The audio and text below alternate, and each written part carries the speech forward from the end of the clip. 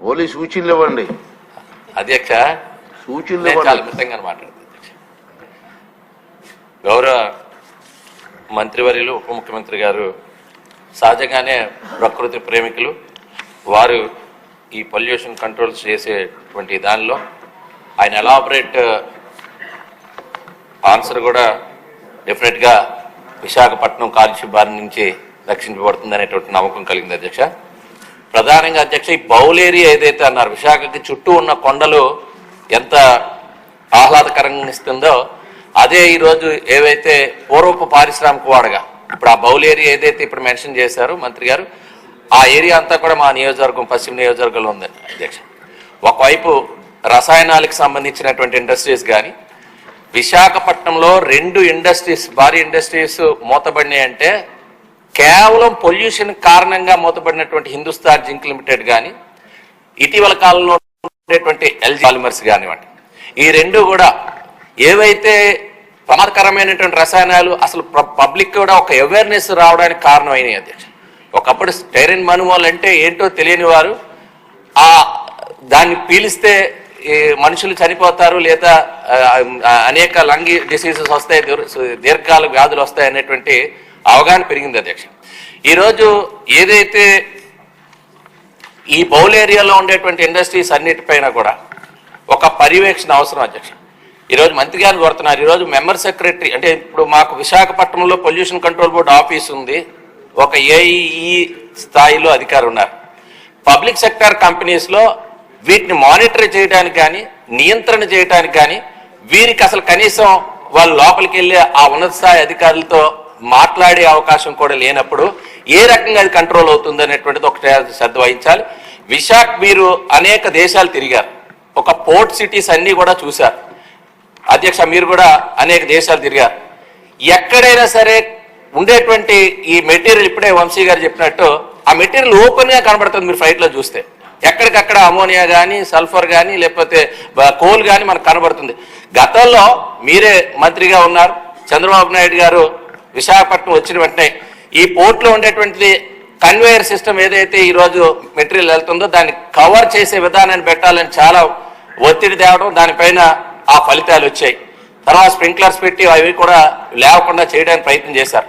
అయితే కొంత కంట్రోల్ అయింది కానీ ఇప్పటికీ ఇంకా పూర్తి స్థాయిలో, ఎందుకంటే ఎక్కడైతే పోర్ట్ సిటీస్ ఉంటాయో ఎక్కడైతే ఇండస్ట్రీస్ ఉంటాయో అక్కడ పొల్యూషన్ ఉండటం అనేటువంటి కానీ దాని పొల్యూషన్ మెజర్ చేసేటువంటి ఎక్విప్మెంట్ ఆ ఎక్విప్మెంట్స్ని ఎక్కడికక్కడ పెట్టాల్సిన అవసరం ఉందా అధ్యక్ష? ఇప్పుడు మంత్రి గారి సమాధానంలో జీవీఎంసీకి 15th ఫైనాన్స్ నుంచి 129 కోట్లు కేవలం పొల్యూషన్ కంట్రోల్ చేయడానికి మరి కేటాయించారు.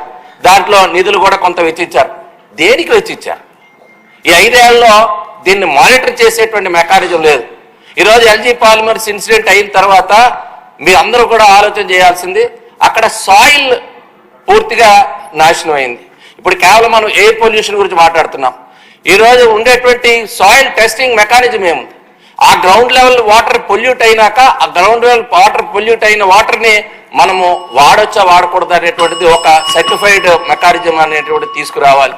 ఈరోజు మీకు ఒక బాధాకరమైనటువంటి విషయం, ఒక 4-5 years బ్యాక్ ఇది డిఫెన్స్ హెడ్ క్వార్టర్స్ అధ్యక్ష, విశాఖపట్నంలో eastern naval command defence head quarters. వాళ్ళకి ఉండేటువంటి అకామిడేషన్ అంతా కూడా ఒక క్లోజ్డ్ మానిటరింగ్ వ్యవస్థలో చక్కటి పర్యావరణంలో వాళ్ళు ఉంటారు. వాళ్ళు ఎవరైతే ఎంప్లాయీస్ బయట రెంట్కి తీసుకుంటారో మా ప్రాంతంలో ముఖ్యంగా కోరమండల్ ఫెర్టిలైజర్ యూనిట్ చాలా ప్రమాదకరమైనది. నెక్స్ట్ జాబితాలో వెళ్లాల్సినటువంటి ఇండస్ట్రీ అవుతుంది అధ్యక్ష. ఇది ఇంపార్టెంట్ పాయింట్. మీరు ఒకసారి ఈ ఇండస్ట్రీ చుట్టుపక్కల ఉండేటువంటి శ్రీహరిపురం ప్రాంతంలో ఎవరైనా నివాసం ఉంటే డిఫెన్స్ అడ్మినిస్ట్రేషన్ ఒక సర్క్యులర్ ఇచ్చింది అధ్యక్ష. మీరు బయట నివసిస్తే అక్కడ గ్రౌండ్ లెవెల్ వాటర్ పొల్యూట్ అయింది కాబట్టి మీకు హెచ్ఆర్ఏ ఉండదు, మీరు డెఫినెట్ గా క్వార్టర్స్ లో ఉండాలని సర్క్యులర్ ఇచ్చారంటే ఎంత ప్రమాదకర స్థాయిలో ఈరోజు అక్కడ ఉన్నటువంటి ల్యాండ్ పొల్యూట్ అయింది, ఎయిర్ పొల్యూట్ అయింది, ఈరోజు గ్రౌండ్ లెవెల్ వాటర్ కూడా పొల్యూట్ అయినటువంటి పరిస్థితిలో ఉంది. కాబట్టి ఈరోజు హిందుస్థాన్ జింక్ సంబంధించి కానీ ఎల్జీ పాలిమర్స్ సంబంధించి కానీ ఏవైతే ఈ పొల్యూట్ ఇష్యూస్ ఉన్నాయో దాన్ని పర్మనెంట్ గా రిజాల్వ్ చేసే విధంగా పొల్యూషన్ కంట్రోల్ బోర్డుకి సంబంధించినటువంటి మెంబర్ సెక్రటరీస్ ని విశాఖపట్నంలో బ్రహ్మాండమైన భవనం ఉంది, హైదరాబాద్ మీ విజయవాడలో కూడా లేనటువంటి భవనం ఉంది. సో అక్కడికి గనక తరలించి నిరంతర పర్యవేక్షణ చేసే విధంగా ఆదేశాలు ఇవ్వాల్సిందిగా మీ ద్వారా కోరుతున్నాను. ఇది క్వశ్చన్ అవర్ అండి, క్వశ్చన్ అవర్ ఇది ఉపన్యాసాలు కాదు, సూచన చేయండి. 22 minutes క్వశ్చన్కి 22 minutes అంటే ఎట్లా రన్ చేస్తాం హౌస్? మంత్రి గారు, సార్, మినిస్టర్ గారు. Sorry sir. సార్, గౌరవ సభ్యులు లేవనెత్తిన అంశాలన్నింటినీ క్షుణ్ణంగా విన్నాం సార్. ముఖ్యంగా గ్రీన్ విశాఖ ప్రోగ్రాం సంబంధించి ఒక 40 లక్షల మొక్కలు నాటడం జరిగింది అధ్యక్ష, 7,000 ఎకరాల్లో అప్రాక్సిమేట్గా. ఇది 2012లో ప్రారంభమైంది, 2021లో ఎండ్ అయింది. ఇది అన్ని industrial establishment, HPCL steel plant, Coromandel port trust, NTPC, Gangavaram port, వీళ్ళందరూ భాగస్వామ్యులు అధ్యక్ష దీంట్లో.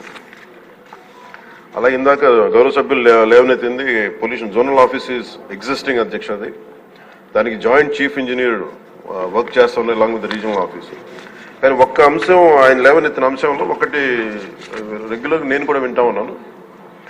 ఎవరైనా సరే ఇక్కడ కాలుష్యం ఉంది అని చెప్పి పొల్యూషన్ కంట్రోల్ బోర్డు స్థానిక ఆఫీసులకు వెళ్ళడానికి అంత ఈజీగా లేదు, అంత ఇబ్బందిగా ఉందన్నారు. ఖచ్చితంగా అది మా దృష్టిలో ఉంది అధ్యక్ష.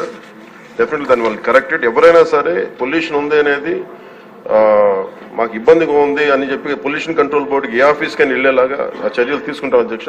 ఇది ఆల్రెడీ ఇనిషియేట్ చేసాం, ఇది కొంత ఇనిషియేషన్ కూడా జరిగింది అధ్యక్ష. అది అలాగే జల కాలుష్యం, వాయు కాలుష్యంతో పాటు జల కాలుష్యం, భూ కాలుష్యం ఇవన్నీ కూడా పరిగణలోకి తీసుకుని పనిచేస్తున్నాం అధ్యక్ష.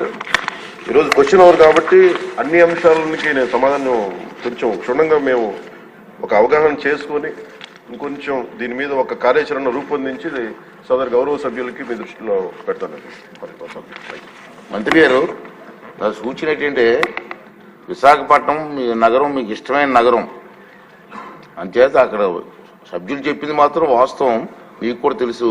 మీరు ప్రత్యేకంగా ఒకసారి వచ్చి ఇన్స్పెక్ట్ చేస్తే బాగుంటుందని నా ఉద్దేశం. కాకపోతే మనకి ఏముందంటే ఒకసారి అన్ని సంపూర్ణంగా అవగాహన చేసుకొని ఒకసారి, ఎందుకంటే భౌతిక ఒకసారి వెళ్ళి ఇవన్నీ అనుబంధంలో ఉన్న డీటెయిల్గా ఉన్నాయి సార్, ఎనెక్చర్లో డీటెయిల్డ్గా ఉన్నాయి. ఒకసారి చూడండి. అలా కాకుండా నేను సభాముఖంగా ఈరోజు మాటిస్తున్న అధ్యక్ష, నేను ప్రత్యేకించి దీని భౌతిక పర్యవేక్షణతో పాటు అన్ని చేస్తాను ఖచ్చితంగా. ఎందుకంటే మన తీర ప్రాంతాలని, ముఖ్యంగా మన విశాఖ నగరాన్ని కాలుష్యం నుంచి కాపాడాలని నిరంతరం తపన పడే వ్యక్తులు నేను ఒకరిని. ఖచ్చితంగా ముందుకు తీసుకెళ్తాను అధ్యక్ష. ప్రజలకు క్షేమకరంగా ఉండేలాగా ఇది వాయు కాలుష్యం నుంచి, జల కాలుష్యం నుంచి ప్రజలు రక్షించేలాగా చర్యలు తీసుకుంటాం అధ్యక్ష.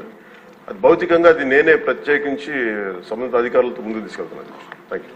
క్వశ్చన్ నెంబర్ 80 RNB మంత్రి గారు.